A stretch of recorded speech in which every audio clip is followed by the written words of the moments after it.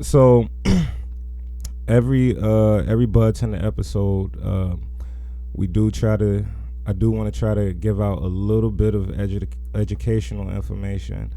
I had Alana talk about the difference between the doctor's recommendation and the actual expiration from the card. What I want you to talk about today, Dom, I didn't talk to you about this beforehand because I knew you'd be able to knock it out the park. But I want you to kind of speak to the THC chasers a little bit, and kind of explain to them why terpenes are important and why it's good to not always chase THC, but to find, understand those terpenes, learn those terpenes that could help them, achieve that feeling that they're looking for. Right. Don't get me wrong. I love THC. Obviously, sometimes higher does mean better, but it doesn't always mean better. Right. Get a little bit closer, though. My first trip to the West Coast, I was in Denver.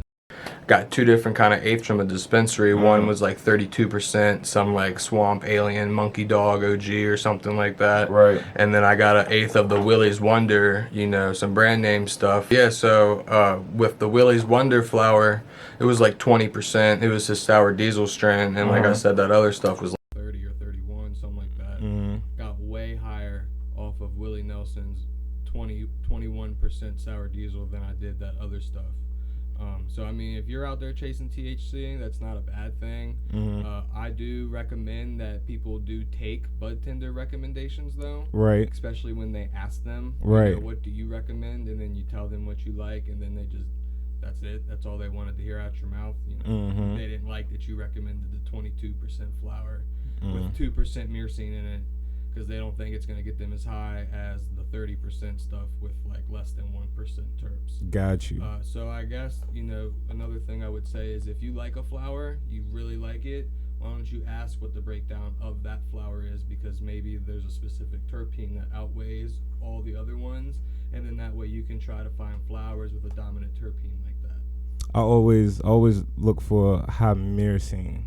What's your favorite? Myrcene, without a doubt.